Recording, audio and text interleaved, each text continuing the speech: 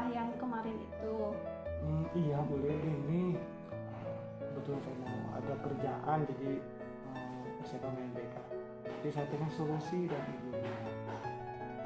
Kan setelah kita udah nyiapin sarana LMS untuk siswa mengerjakan baik mengerjakan kelas online, PR ataupun tes gitu di LMS sekolah. Tapi anak-anak ada yang protesnya dia nggak mau di LMS yang dimiliki oleh sekolah, pengennya di Google Classroom. Gitu. Jadi itu permasalahan yang sedang Pak Cepi hadapi. Nah, kita ngobrol nih kan ya sekarang. Apa sih yang ingin kita hasilkan setelah kita ngobrol hari ini? Menghasilkan sebuah bantuan masukan buat saya dalam membantu proses pembelajaran. Karena kan di kelas kita masih TTMT waktu sebentar gitu ya. Jadi maka penambahannya itu di kelas daring. Emang sih sebenarnya cuma yang ngerjain itu antara 65 sampai 80% di kelas daring yang dipilih, yang LMS-nya disediakan oleh sekolah gitu. Tapi kemarin setelah pertemuan saya tanya-tanya ke siswa, memberikan sebuah alternatif. Dan saya tanya, silahkan anak-anak untuk menentukan apakah kalau emang di LMS sekolah ada kekurangan untuk kelas online-nya mau di mana. Saya malah kasih kesempatan mau di Kuiper, mau di Edmodo. Tapi anak-anak ada yang nyebutin kelas daringnya di Google Classroom aja. Hal Google Classroom kan emang nggak ada pelatihan buat siswa untuk bagaimana cara memulai kelas daring di Google Classroom. Sedangkan di LMS kan sudah ada pelatihan, mereka udah mencoba. Begitulah Bu Lina. Jadi kayak kira-kira menurut Bu Lina apa yang harus saya lakukan? Oke, sebelum ke sana ya. Jadi hambatan yang dari permasalahan yang tadi udah Pak Cepi katakan tentang apa LMS itu ya. Jadi hambatannya itu apa sebenarnya yang dihadapi oleh Pak Cepi itu apa? Keaktifan siswa memenuhi pengayaan pembelajaran gitu. Waktu di kelas PTMT kan terbatas cuma 1 jam dalam 1 minggu. Ditambah makanya saya pribadi memberikan pengayaannya di kelas daring. Jadi hambatannya siswa tidak mau menggunakan, beberapa siswa tidak mau menggunakan aplikasi LMS yang disediakan sekolah. Tapi udah memberikan alternatif ke siswa, mau enggak? Tapi ada beberapa, mungkin baru sekarang itu satu kelas ya memutuskan ya udah Pak, kelas daringnya di Google Classroom. Memang saya belum belum mengiyakan, tapi kalau di kelas daring manapun saya siap sih.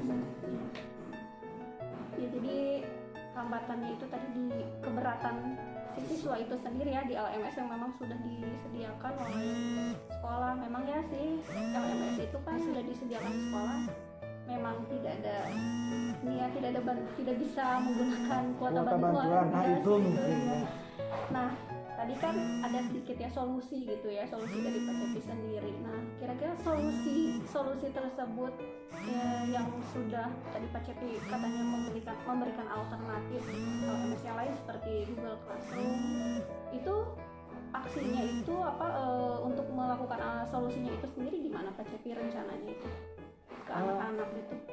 Kalau udah anak-anak memutuskan kan belum masuk lagi ke kelas ya Bu ya, mungkin minggu besok.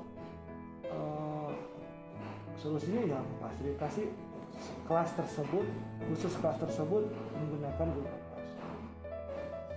Itu mungkin. Apakah hanya Google Classroom saja alternatifnya, atau misalkan anak punya mereka punya misalkan usulan tersendiri, Pak gimana kalau misalkan di yang LMS yang lain gitu, ada nggak itu anak-anak seperti itu yang mengusulkan? Anak-anak cuma menyebutkan antara SPI atau aplikasi SMP1 Raja Polah dan Google Classroom. Tidak menyebutkan aplikasi LMS lain seperti Kuiper atau Edmodo, padahal udah saya coba berikan ya, tapi mereka memilih. Emang kebanyakan di kelas tersebut itu kelas J itu pengen mereka menggunakan di Google Classroom. Itu aja sih. Emang sih ada kekurangannya Bu Rin. Gimana? Gini ya. Karena di sekolah kita belum dimanfaatkan secara maksimal dalam akun guru pembelajarnya, ada kekurangan satu, jadi kepala sekolah wakasek kurikulum tidak bisa memantau proses pembelajaran kelas daringnya. Kalau di aplikasi sekolah, sebagai kepala sekolah bisa memantau proses siapa siswa yang aktif, tugasnya bagaimana, sampai mendetail hasil tesnya bagaimana, itu bisa. Sebenarnya di Google juga udah bisa, cuma mungkin karena kita sebelum pandemi udah menggunakan aplikasi LMS sendiri, maka lebih paham.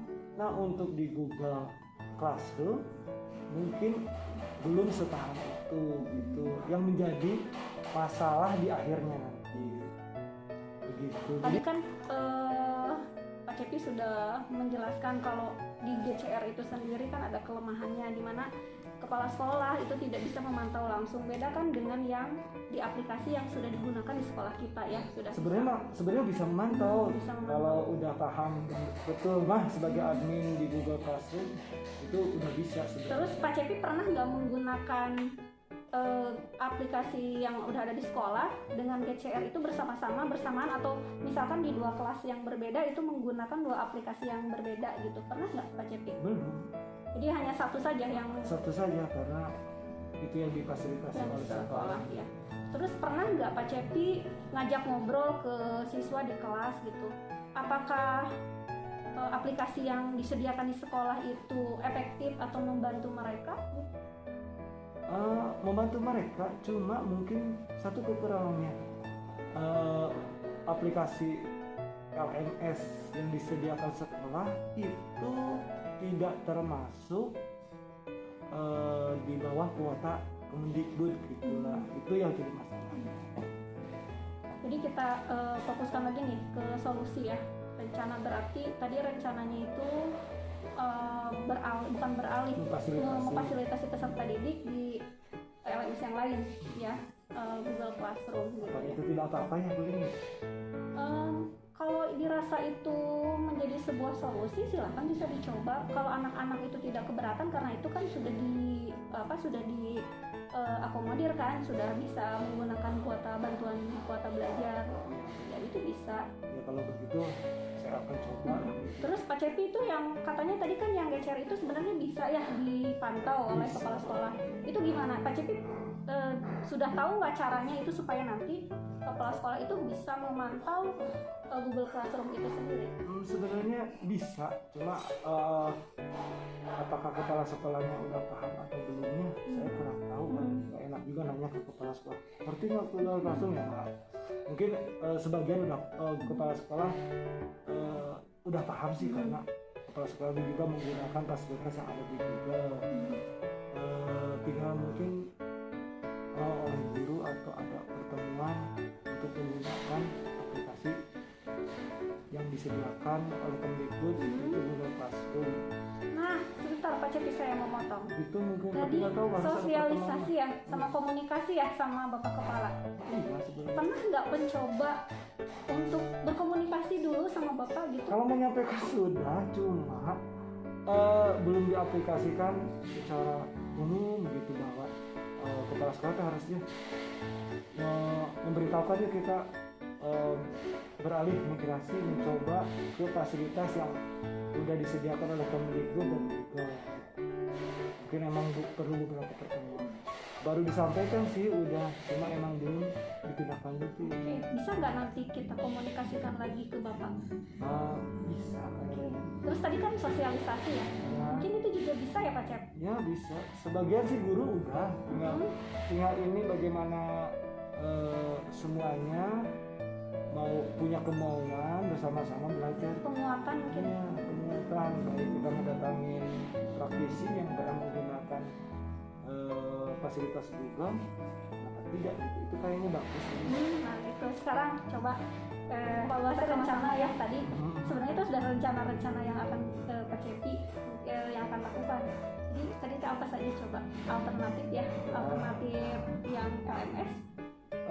Menyetujui menyetujui usulan siswa untuk menggunakan Google Classroom itu yang pertama. Yang kedua mungkin kita berkoordinasi dengan bapak kepala sekolah supaya diadakan penguatan baik PU, kita PU admin ya PU dan guru. Terus bagaimana nanti keberlanjutannya, bagaimana kepala sekolah memantaunya, bapak sektor guru memantaunya menggunakan akun apa. Semuanya harus menggunakan akun pembelajaran yang disediakan oleh bisa nggak kita ngelakuin itu? Ada bantuan bantuan dari Bu Lina siapa gitu. Yang kira-kira bisa membantu Pak Cepi? Bu Lina kayaknya Sama siapa lagi? saya enggak. Bu Lina, Pak Didi, Pak Yosef ya. Udah biasa menggunakan Google Classroom. Kalau saya emang nggak menggunakan karena emang waktu itu udah ikut pelatihan ya nggak mengaplikasikannya gitu. Waktu dulu mah belum ada pandemi karena siswanya juga nggak punya handphone. Sekarang ya 98% siswa secara jadwal mempunyai gadget ya. Tapi emang ada permasalahan, ada yang cocok dan tidak. Ada yang bisa menggunakan Google Classroom tapi handphonenya tidak kompatibel gitu, tidak support tidak gitu. support gitu. Tapi ada juga sih solusinya, kenapa tidak, kita punya komputer bisa digunakan gitu. Cuma dalam waktu ini karena yuk kita coba kali-kali gitu masuk ke tadi udah dicoba sih, cuma masih menggunakan LMS yang disediakan semua. Nah Pak Cep tadi kan udah ya kita ke Google Classroom. Kan sayang ya aplikasi yang sudah digunakan oleh sekolah itu kan hebat sekali gitu, bagus. Nah bisa nggak kalau misalkan yang aplikasi yang sudah dimiliki oleh sekolah itu digunakannya secara offline gitu, jadi nggak online, bisa nggak itu digunakan, dimanfaatkannya seperti itu? Jadi digunakannya ketika anak misalkan mau ujian nih, mau ulangan, mau penilaian harian, jadi menggunakan fasilitas itu di lab kemudian di offline kan gitu ke bisa. Online bisa. Tapi kalau untuk penggunaan kelas daring memang tidak bisa. Cek kehadiran tidak bisa, pengumuman tidak bisa. Fasilitas LMS yang digunakan hanya untuk penilaian, misalkan ulangan harian, PAS, PPS, PAT bisa. Itu hanya itu aja yang bisa. Oke, ya mudah-mudahan pengembangan aplikasi sekolah ini bisa sesuai dengan penilaian yang digunakan ANBK sekarang, yaitu GMAT gitu ya bahasanya. Itu seperti itu. Memang bukan hanya multiple choice, ada pilihan, ada berjodohkan, ada uraian pendek, itu bisa sebenarnya. Tapi untuk sementara tahun ini dari pihak pengembangnya masih menggunakan pilihan bisa di offline gitu Bu. Ya supaya kita yang alternatif yang tadi ditawarkan oleh anak itu bisa mungkin dimanfaatkan juga ya, supaya mereka bisa memanfaatkan kuota belajar itu, dan supaya tidak mubazir juga gitu aplikasi yang sudah ada di sekolah kita gitu. Jadi dua-duanya bisa termanfaatkan. Nah itulah itu solusinya. Bisa seperti itu ya Pak Cep? Bisa, semuanya memang harus punya keinginan saling berkontribusi. Nah kira-kira Pak Cepi, kapan nih kita ngobrol lagi untuk melihat sejauh mana perkembangan tadi yang sudah kita bicarakan solusi-solusinya? Kayaknya setelah simulasi UNBK ya bisa kita ngobrol, kita rencanakan, kita sosialisasikan dengan kepala sekolah, baru nanti programnya setuju atau tidak. Kalau setuju kita lanjut bulan September udah bisa mulai lah. Gitu, udah bisa mulai semuanya menggunakan juga Mas. Ya intinya kita harus fleksibel ya sekarang ya di masa pandemi ini, karena kita kan tidak bisa terpaku sama satu LMS yang mungkin bisa memberatkan bagi peserta didik. Betul. Selama misalkan ada solusi tadi yang menggunakan Google Classroom, ya kenapa tidak ya Pak Cep. Terus Fasilitasi ya. tadi kan kata Pak Cepi, oh ternyata bisa juga diawasi oleh Bapak Kepala. Ya kita tinggal tadi mengkomunikasikannya dengan Bapak Kepala, dan penguatan juga bagi guru. Mungkin kan ada beberapa guru yang belum paham juga. Banyak sih, tapi banyak juga yang udah paham, udah menggunakan tapi tidak bisa mengeksplorasi fasilitas Google yang bisa digunakan dan Termasuk saya juga Pak Cep. saya yakin Bu Lina udah bisa. Ya. Saya yang belum lancar mungkin. Belum lancar tuh karena emang kita tidak mencoba, karena kita fokus dengan LMS yang kita punya gitu. Artinya kita bangga gitu dengan LMS yang kita punya. Ya kenapa tidak mencoba pengalaman yang baru, itu akan bagus. Jadi fleksibel ya, ketika aplikasi kita lagi down, kita bisa menggunakan Ya, itu mungkin nanti Bu Lina bantu saya. Ya. Ya kita sama-sama lah Kita sama-sama. untuk mensosialisasikan, mengaplikasikan, menggunakan dalam pembelajaran alternatif LMS ini. Ya begitu mungkin ya, karena berhubung waktu ini saya harus mengerjakan tugas persiapan untuk simulasi ya. Terima kasih Bu Lina atas waktunya. Iya, sama-sama Pak Cepi. Nanti kita ngobrol lagi. Ya.